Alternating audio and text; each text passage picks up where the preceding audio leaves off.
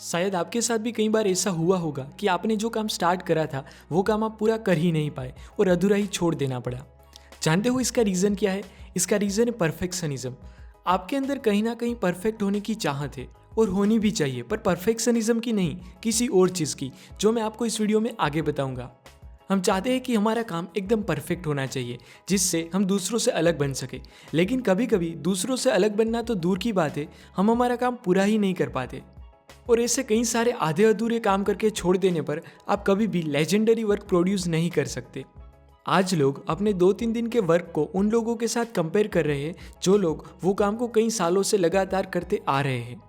फिर अपना 2-3 दिन का रिजल्ट एक्सपर्ट के कई सालों के रिजल्ट के सामने परफेक्ट ना लगने पर डिमोटिवेट होकर उस काम को वो अपने बस की बात नहीं है ऐसा कह के छोड़ देते हैं।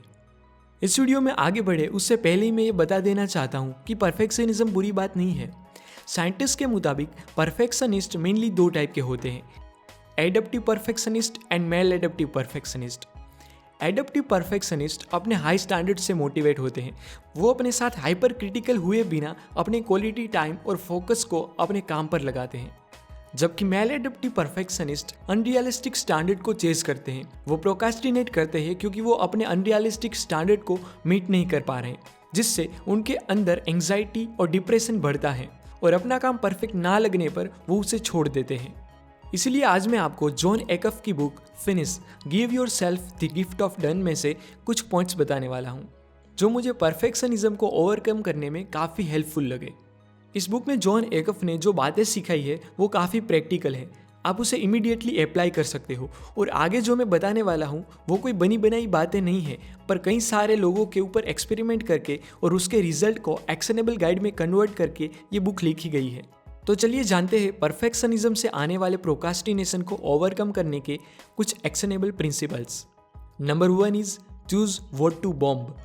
आज के ज़माने में सिर्फ टू डू लिस्ट से हमारा काम नहीं चलने वाला, इसीलिए आउटस्टैंडिंग वर्क प्रोड्यूस करने के लिए हमें यह भी पता होना चाहिए कि हम क्या नहीं करेंगे। आज हम एक साथ कई सारे गोल्स को अचीव करने की ट्राई करते हैं कि मैं बुक्स रीड करूंगा, एक्सरसाइज करूंगा और अपने फ्यूचर को ब्राइट करने के लिए नए नए आइडियाज़ के बारे में भी सोचूंगा। ये कोई गलत बात नहीं है, पर एक साथ कई सारी चीज़ों को इम्प्लीमेंट करने से एक साथ कई सारी चीज़ें फेल होने के चांसेस भी बहुत ज़्यादा है।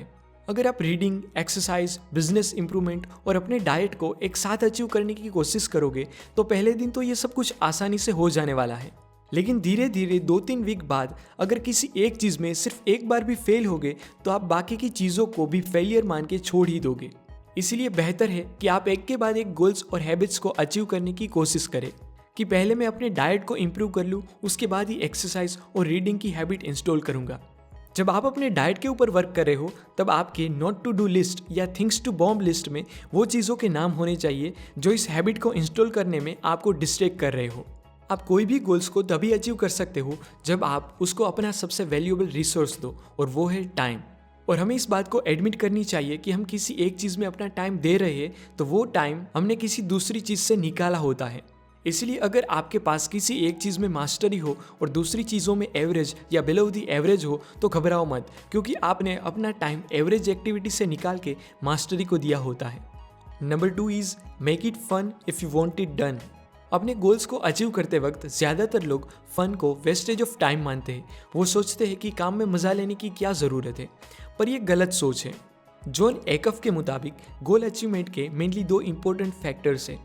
एक सेटिस्फेक्शन, मतलब कि आप वो प्रोसेस के दौरान क्या फील करते हो, और दूसरा परफॉर्मेंस सक्सेस, मतलब कि एट द एंड आपको क्या मिलेगा। जॉन एकफ की टीम ने रिसर्च करके ये पता लगाया कि जो लोग अपने गोल्स को अचीव करने की प्रोसेस का मजा लेते हैं उनका परफॉर्मेंस सक्सेस 46% तक बढ़ जाता है। अपनी प्रोसेस को एंजॉय करने के लिए आप मेनली 2 रास्ते अपना सकते हो, एक है रिवॉर्ड मोटिवेशन और दूसरा है फियर मोटिवेशन। इसके बेस्ट एग्जाम्पल दूँ तो 2 मोटे लड़के हैं, एक अपना वजन कम कर रहा है क्योंकि उनको अच्छी गर्लफ्रेंड मिल जाए, और दूसरा अपना वजन कम कर रहा है क्योंकि अगर उसने अपना वजन कम नहीं किया तो शायद वो फ्यूचर में बहुत ही खराब बीमारी का शिकार हो सकता है। तो यहाँ पर एक लड़का रिवॉर्ड के मोटिवेशन से अपना वजन कम कर रहा है और दूसरा फियर के मोटिवेशन से। तो चूज आपको करना है कि आपको कौन सा मोटिवेशन आपके डेस्टिनेशन पर आपको जल्दी पहुँचा सकता है। क्योंकि जॉन एकफ पब्लिक स्पीकिंग के दौरान लोगों की तालियों से ज़्यादा मोटिवेटेड वो इस बात से थे कि कहीं लोग उनका मजाक ना उड़ाए, इसीलिए वो अपनी स्पीच और प्रेजेंटेशन फियर मोटिवेशन का यूज़ करके ही तैयार करते थे, पर वो पूरी प्रोसेस में उनको बहुत मज़ा आता था। Number 3 is leave your hiding places and ignore noble obstacles. Perfectionist लोग थोड़े इंटेलिजेंट होते हैं, इसीलिए उनके एक्सक्यूजेस भी थोड़े इंटेलिजेंट होते हैं, जिसे ऑथर हाइडिंग प्लेसेस और नोबल ऑब्स्टेकल्स कहते हैं। हाइडिंग प्लेसेस मतलब कोई ऐसा काम जो आप बहुत अच्छे तरीके से कर सकते हो, पर उसका आपके करंट गोल के साथ कोई रिलेशन नहीं होता। एग्जाम्पल देके बताऊँ तो मैं कोई भी मूवीज़ और टीवी सीरियल में से कई सारी पॉजिटिव बातों को नोटिस करके उसमें से कुछ सीख सकता हूँ, पर वो मुझे बुक समरी बनाने में कुछ नहीं हेल्प करने वाला। तो अगर मैं बुक्स रीड करके बुक समरीज लिखने की बजाय मूवीज़ देख के उसमें से पॉजिटिव बातें ढूंढने लगूँ और अपना वर्क ना करके इंटेलिजेंट एक्सक्यूज़ दूँ कि मैं कुछ नया सीख रहा हूँ, तो वो इंटेलिजेंट एक्सक्यूज़ मेरे लिए हाइडिंग प्लेसेस है जो मुझे पावरफुल कंटेंट प्रोड्यूस करने से रोक रहा है। इसीलिए हमें ऐसे हाइडिंग प्लेसेस को अवॉइड करने के लिए अपने आप को सिर्फ एक क्वेश्चन पूछना चाहिए कि क्या लगातार मैं इस चीज़ को करने से अपने गोल को इजीली पा सकता हूँ। अगर इसका आंसर हाँ मिले तो कीप गोइंग, वरना स्टॉप डूइंग। दूसरी ओर है नोबल ऑब्स्टेकल्स, जो हम सब ने फेस किए होते हैं लेकिन हमें पता ही नहीं चलता कि ये नोबल ऑब्स्टेकल्स हैं। नोबल ऑब्स्टेकल्स मतलब कुछ ऐसी आर्ग्यूमेंट्स जो आपको वर्क स्टार्ट करने ही नहीं देती। जब तक मेरे पास नाइकी के नए रनिंग शूज़ नहीं आ जाते तब तक मैं जॉगिंग स्टार्ट नहीं करूंगा। नया कैमरा और माइक खरीदने के बाद ही मैं यूट्यूब के वीडियोस बनाऊंगा। मैं perfect product, mission statement, vision statement और लोगो बनाने के बाद ही बिजनेस स्टार्ट करूंगा।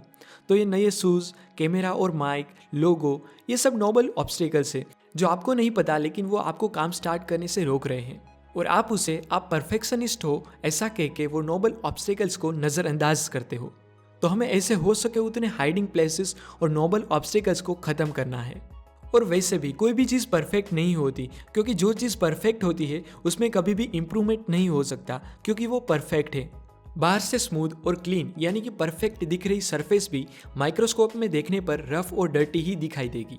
और हाँ, परफेक्शनिज्म से याद आया, एप्पल के आईफोन और मैकबुक भी परफेक्ट नहीं है, क्योंकि अगर वो परफेक्ट होते तो हर साल उन्हें नए मॉडल बनाने की क्या ज़रूरत होती। जॉन एकफ ने अपनी इस बुक में कहा है कि done is better than perfect. आप परफेक्शनिज्म को नहीं, प्रोग्रेस को पकड़ो, क्योंकि प्रोग्रेस यानी कि ट्रायल एंड एरर मेथड ही आपको वर्ल्ड क्लास बना सकती है। राइट ब्रदर्स ने भी परफेक्शनिज्म की बजाय प्रोग्रेस को चुना। उन्होंने प्लेन में टॉयलेट, एसी, किचन और ग्लोसी लुक यानी कि परफेक्शनिज्म पाने की बजाय बस काम स्टार्ट करके पहले प्लेन को हवा में ज़्यादा देर तक कैसे उड़ाया जाए वो सोचा, और प्लेन का पहला वर्जन बनाया और उसमें धीरे धीरे इम्प्रूवमेंट लाते गए। मैं चाहता हूँ कि आप भी अभी जो भी नया वर्क स्टार्ट करना चाहते हो वो बस स्टार्ट करो और धीरे धीरे उसमें एंड्रॉयड की तरह वर्जन अपडेट करते जाओ, तो लोग सामने से आपको परफेक्ट कहने लगेंगे। आप artist, businessman, singer, dancer, musician, innovator जो भी बनना चाहते हो, बस अपने वर्क का पहला वर्जन पब्लिश कर दो, फिर चाहे वो कितना भी बेकार क्यों ना हो, क्योंकि जो चीज़ें दुनिया में एग्जिस्ट करती है वो ही इम्प्रूव हो सकती है। जो वर्क आप लोगों को दिखाएंगे ही नहीं वो इम्प्रूव भी नहीं हो सकता। इस पूरे वीडियो को समराइज करके बताऊं तो, फर्स्ट, अपना एक थिंग्स टू बॉम्ब लिस्ट बनाओ जिसमें जो चीज़ें आपको डिस्ट्रैक्ट करती हो वो सब चीज़ें उसमें डाल दो। सेकेंड, अपने वर्क की प्रोग्रेस को एंजॉय करो तो सक्सेस मिलने के चांसेस भी कई गुना बढ़ जाएंगे।